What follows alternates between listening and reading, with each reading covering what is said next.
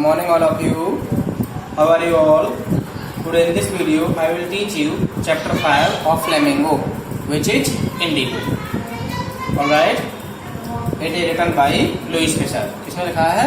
Louis Fisher ने लिखा है. ठीक है. Half of the chapter I have already taught. ठीक है, पहले ही पढ़ा चुका हूँ मैं. So let's begin from. In the previous video, I taught that the British authority wanted to consult with their superiors. यानी ब्रिटिश अथॉरिटी के जो लोग थे वो गांधी जी से रिलेटेड केस के बारे में अपने सुपीरियर से डिस्कस करना चाहते थे. ठीक है. Means indirectly they wanted to postpone the trial. वो केस को पोस्टपोन करना चाहते थे. ठीक है, डिले करना चाहते थे. तो महात्मा गांधी ने इस डिले का क्या किया था? प्रोटेस्ट किया था. ठीक है, अपोज किया था. He read a statement pleading guilty. Mahatma Gandhi read a statement pleading guilty. Pleading guilty means court को सफाई देते हुए महात्मा गांधी ने एक स्टेटमेंट पढ़ा था. ठीक है.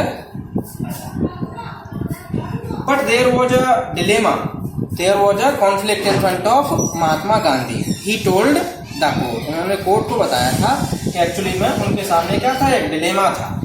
सी डिलेमा. ठीक है. Dilemma means conflict. In Hindi we call it confusion. Sorry, दुविधा कह सकते हैं. क्या कह सकते हैं? दुविधा. ठीक है. He was involved. He told the court in a conflict of duties. उन्होंने कोर्ट को बताया था कि उनके सामने जो है ड्यूटीज का डिलेमा था. अब डिलेमा क्या था देखिए. On the one hand, not to set a bad example as a lawbreaker. Alright. On the other hand, to render the humanitarian and national service for which he had come.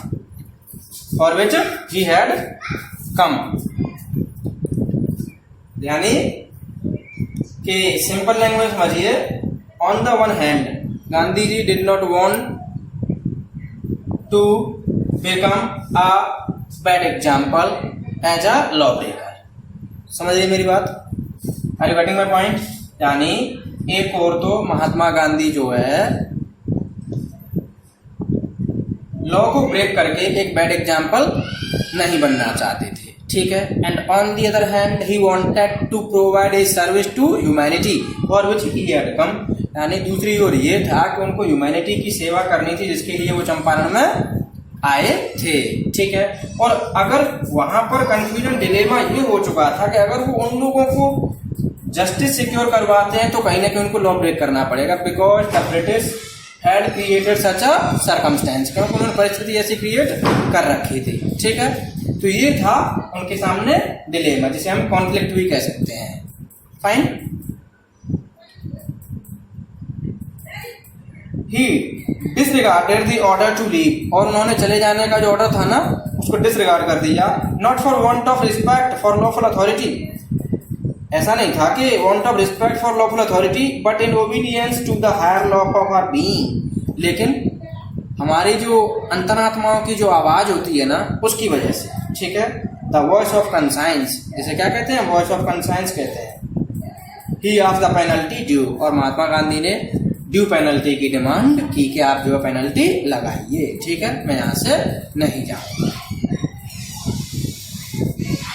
The magistrate announced that he would pronounce the sentence after a 2-hour recess and asked Gandhi to furnish bail for those 120 minutes.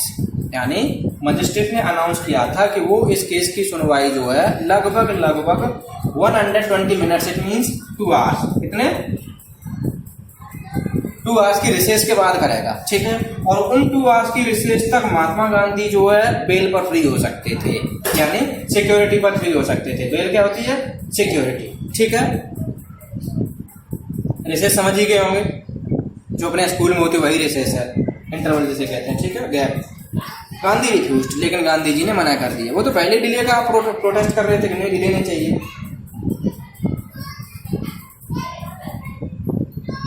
The जज released him without bell. मजबूर होकर के जज ने जो है बिना bell के ही रिलीज कर दिया. क्योंकि आपको पता है कि कोर्ट हाउस के सामने कितनी भीड़ खड़ी हुई थी. अगर थोड़ा भी कुछ ऊंच नीच होती ना तो समझ सकते हैं कि हालात क्या कर सकते हैं, क्या हो सकते थे. यानी भीड़ जो है कोर्ट का कुछ भी कर सकती थी. उस समय ये हालात क्रिएट हो गया था. तो इसीलिए महात्मा गांधी को मजबूरन जज को बिना बेल के ही छोड़ना पड़ा। When the court reconvened, when the court restarted, the judge said he would not deliver the judgment for several days. देखिए, जो दोबारा से कोर्ट लगा तो जज ने कहा कि वो ना कई दिनों तक इस केस की सुनवाई ही नहीं करेगा। ठीक है, अच्छा सुनवाई नहीं करेगा तो इसका मतलब समझ रहे हैं। मीनवाइल क्या हुआ, he allowed Gandhi to remain at liberty, उन्होंने जो महात्मा गांधी को स्वतंत्रता के साथ, फ्रीडम के साथ चंपारण में रहने के लिए अलाउ कर दिया। ठीक है, याद करो वो दिन जब महात्मा गांधी कहाँ गए थे, सेक्रेटरी ऑफ लैंडलॉर्ड एसोसिएशन के पास गए थे। ठीक है, उसने कहा कि तुम आउटसाइडर हो, कोई नहीं इन्फॉर्मेशन दी जाएगी आपको। ठीक है, महात्मा गांधी बाद में किसके पास गए थे, कमिश्नर के पास गए थे। ठीक है, कमिश्नर ने उन्हें बुली करने की कोशिश की थी। ठीक है, और कहा कि यहाँ से भग लो, तुरंत निकल लो, लेकिन महात्मा गांधी ने इसका अपोज किया था। ठीक है, और वही लोग हैं, उन्हीं लोगों ने जो भीड़ को देख करके महात्मा गांधी को लिबर्टी पर यानी स्वतंत्रता से चंपारण में रहने के लिए क्या कर दिया, अलाउ कर दिया।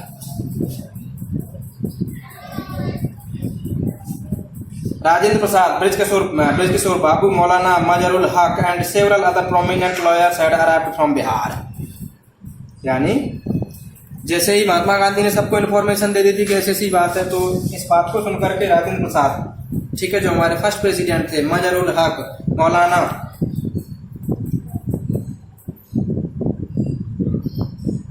मजरुल हक and several other prominent lawyers had arrived from Bihar, वो बिहार से आ गए थे। ठीक है, they conferred with Gandhi, they discussed something with Gandhi, what would they do if he was sentenced to prison, Gandhi asked।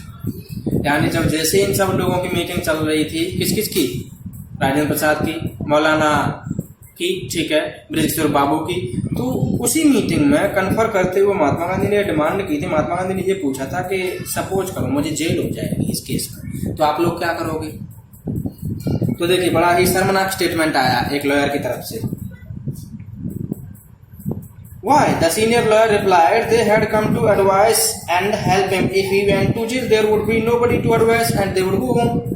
यानी एक सीनियर लॉयर ने reply किया था कि हम लोग तो एक्चुअली में आपको हेल्प करने के लिए आए थे, और अगर आपको जेल हो जाते तो सिंपली हम तो अपने घर चले जाएंगे। क्या ये बात ठीक थी? नहीं, ये सरेआम इनजस्टिस था बेचारे गरीब किसानों के साथ में। ठीक है, तो फिर महात्मा गांधी ने पूछा What about the injustice to the sharecroppers? अच्छा, शेयर क्रॉपर्स के साथ में जो इनजस्टिस हो रहा है उसका क्या होगा। The lawyers withdrew to consult। Rajendra Prasad के कहने पर लॉयर्स जो है कंसल्ट करने के लिए पीछे हटे, यानी थोड़े से अलग हुए उनसे। Rajendra Prasad has recorded the upshot of their consultations, यानी उनका जो कंसल्टेशन का जो रिजल्ट आया था उसको रिकॉर्ड किया था किसने, राजेंद्र प्रसाद ने। ठीक है, they thought amongst themselves Gandhi was a total stranger। उन्होंने ये सोचा था कि हम सब के बीच में गांधी जी जो कम्प्लीटली क्या थे, स्ट्रेंजर थे। ठीक है, आउटसाइडर थे। फिर भी for the sake of the peasant he wanted to go to prison, यानी किसानों की खातिर वो जो जेल जाने के लिए तैयार थे। बात समझिए। If they on the other hand being not only the residents of the adjoining districts, और वो दूसरी ओर जो उनके पड़ोसी डिस्ट्रिक्ट के रहने वाले हैं, यानी पड़ोसी प्लेसेस के रहने वाले हैं, वो लोग अगर जो है घर चले जाएंगे और वो लोग ये क्लेम करते हैं कि हम लोग जो पेजेंट्स के केसेस को कोर्ट तक ले जाते हैं, शुड गो होम, वो घर चले जाएंगे, it would be shameful desertion. ये तो उनके लिए बड़ा ही शर्मनाक होगा। किसके लिए? इन लोगों के लिए। ठीक है, ये तो बड़ी शर्मनाक बात होगी जो तुम बड़े लोग, तुम लॉयर्स लोग जो ये क्लेम करते हैं कि हम इन लोगों के लिए केस लड़ रहे हैं, इनके केसेस को कोर्ट में ले जा रहे हैं, और हम क्या नाम है यहाँ के रहने वाले हैं, और मैं तुम सबके बीच में जो है बाहर का व्यक्ति हूँ, फिर भी मैं जो है इनकी खातिर जो जेल जाने के लिए तैयार हूँ, और आप लोग चले जाएंगे। ये तो शर्मनाक है। They accordingly went back to Gandhi and told him they were ready to follow him into jail। यानी they accordingly came back, वो वापस आए, और जब वापस आए तो उन्होंने महात्मा गांधी को बोला कि वो जो उसके साथ में यानी क्या करेंगे, they will follow him into jail, वो उसको जेल में फॉलो करेंगे। ठीक है, the lawyers said that they were ready to follow him into jail, Mahatma Gandhi commented that the battle of Champaran is gone। अब अगर क्वेश्चन आपसे ये आएगा कि what made Mahatma Gandhi comment the battle of Champaran is won, means when the lawyers said that they were ready to follow him into jail, that made him comment, that made Mahatma Gandhi comment that the battle of Champaran is won, कि अब चंपारण की लड़ाई जीत ली गई। ठीक है, क्योंकि आप जानते हैं यूनिटी इज स्ट्रेंथ। ठीक है, यूनिटी में स्ट्रेंथ होती है। Then he took a piece of paper, Mahatma Gandhi ने क्या लिया, एक पेपर लिया। ठीक है, he wrote down orders, यानी उसने क्या किया, उस पर ऑर्डर लिखे of the group into pairs and put down the order in which each pair was to court arrest। ठीक है, और उसमें जो है ग्रुप में नाम लिखे जिसमें जो है पेयर को जो है क्या करना था, अरेस्ट होना था। ठीक है, कोर्ट को अरेस्ट करना था। सिंपल सी बात समझ लो, एक कागज उठाया महात्मा गांधी ने।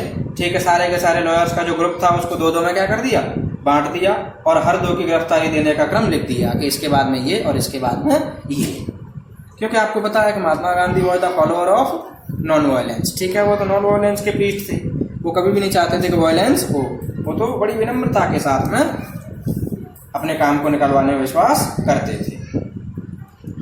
सेवरल डेज लेटर, यानी उसके काफी दिनों बाद, Gandhi received a written communication from the magistrate informing him that the lieutenant governor of the province had ordered the case to be dropped. यानी कई दिनों के बाद में महात्मा गांधी को मजिस्ट्रेट के यहाँ से, लेफ्टिनेंट गवर्नर के यहाँ से जो रिटर्न ऑर्डर मिला था।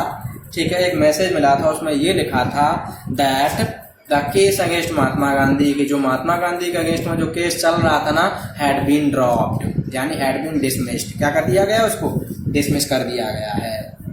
देख लीजिए, भीड़ में इतनी ताकत होती है। ठीक है, अगर यूनिटी होती तो मैं ये कहता हूँ India could be free in 1857। अगर इंडिया के अंदर फ्रीडम लानी थी और लोगों में अगर यूनिटी होती ना, तो 1857 में हमको क्या मिल जाती, ब्रिटिशर से आज़ादी मिल जाती, लेकिन तब भी हमने यूनिटी नहीं दिखाई थी।